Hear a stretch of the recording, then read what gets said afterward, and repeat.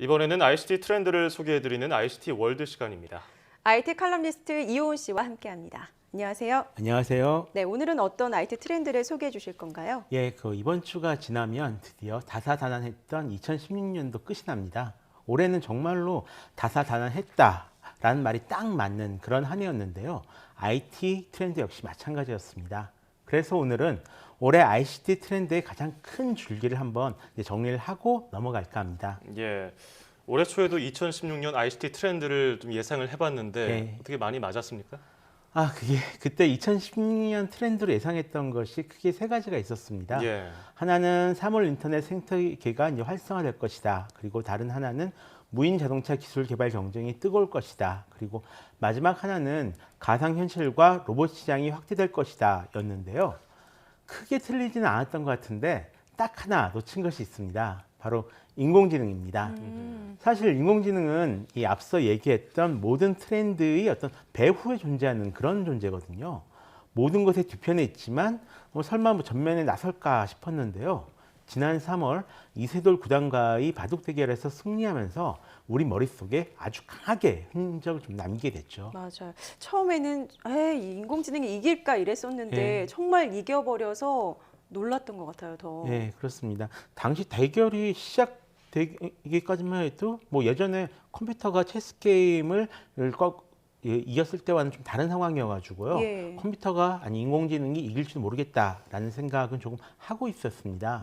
예전 대결 같은 경우는 좀 독립적인 컴퓨터와 사람의 대결이었다면 이번 대결 같은 경우는 이 클라우드 시스템을 이용하는 인공지능, 간단히 말하자면 인터넷과 사람이 지식 대결한 것이나 좀 다름없었던 상황이었는데요. 그래도 바둑이 워낙 변수가 많은 게임이라서 경험이 많은 사람이 이기지 않을까 생각을 했었습니다. 그래서 이 알파고가 승리했을 때는 솔직히 조금 무서웠을 정도였습니다. 예, 우리가 영화에서 상상만 하던 일이 실제로 벌어지는 거 아닌가, 저명한 과학자들도 그렇게 얘기를 하니까요. 예.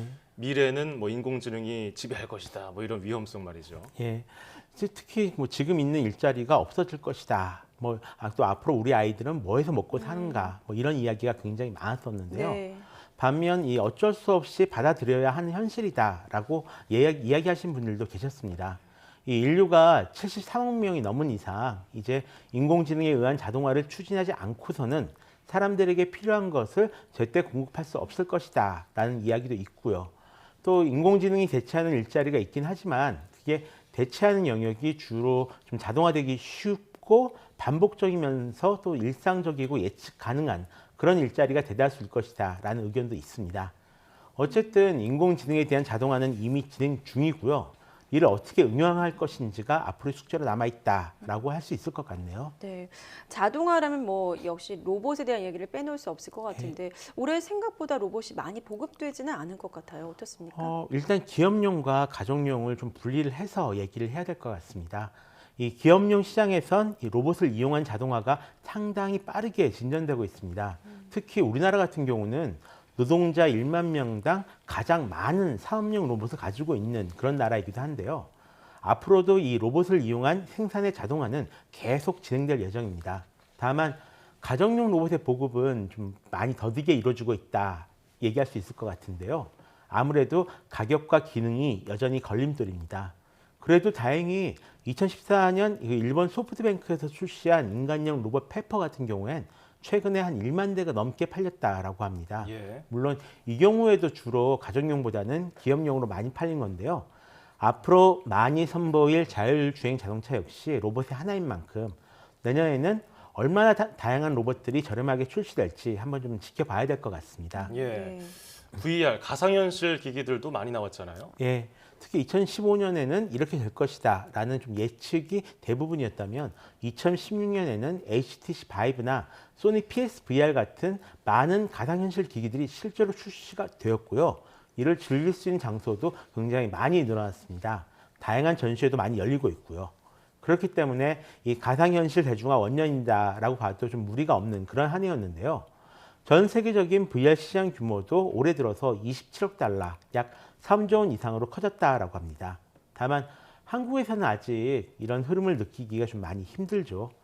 우리나라 주요 게임 회사들이 이 게임 개발을 머뭇거리고 있는 것도 있고요. 정부 지원책 같은 것이 좀 정치적인 비리와 엮이면서 상황이 좀 많이 어려워진 것 같은데요. 거기에다 이 삼성이 내놓은 이 신형 기어 VR이 갤럭시 노트 7 발화 사건 속에 완전히 묻혀버리면서 관심을 받지 못한 것도 있습니다. 해외에서의 관심은 상당히 높은 데다가 관련 기기나 테마파크도 계속 만들어지고 있는 상황입니다. 재미있는 콘텐츠들도 많이 나올 예정인 만큼 내년에는 한국에서도 한번 이 VR 붐업이 일어나길 좀 기대해 볼 수 있을 것 같습니다. 그렇군요. 그런가 하면은 포켓몬 게임 열풍이 전 세계를 강타했어요. 예. 지금 한때 강타했는데 지금은 어떻습니까? 올해 초반 이슈가 인공지능과 가상현실 그리고 후반 이슈가 갤럭시 노트 7 발화 사건이었다면 예. 이 중반은 포켓몬 고의 차지였다라고 봐도 좋을 것 같습니다. 게임이 사회 현상으로까지 번지게 된 것은 예전에 애니팡 같은 스마트폰 게임이 큰 인기를 끈 이후 굉장히 오랜만인 것 같은데요.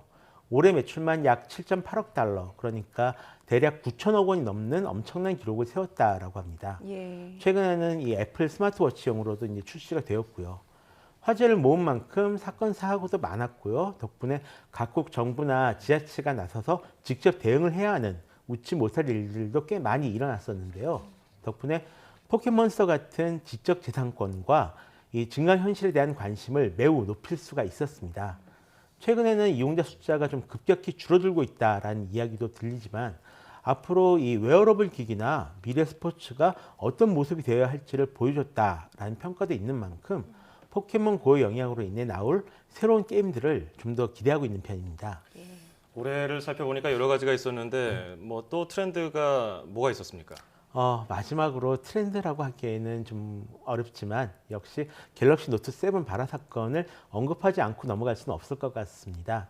최신 스마트폰이 대거 발화 사고가 일어나는 바람에 리콜을 거쳐서 결국 순식간에 단종까지 이르는 그 인류 역사상 최초의 사례이기도 했는데요. 사실 우리나라 입장에선 상당히 좀 뼈아픈 그런 사건이기도 했죠. 갤럭시 노트 7뿐만 아니라 애플 아이폰 6s 같은 경우도 이 저절로 꺼지는 증상이 나타나서 배터리 무선 교체 프로그램을 이제 실시하기도 했었는데요.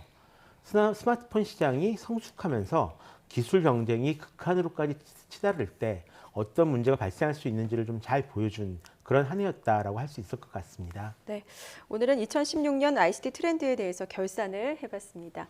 지금까지 IT 칼럼니스트 이호은 씨와 함께했습니다. 이제 내년에 뵐게요. 예, 내년에 고맙습니다. 뵙겠습니다. 네.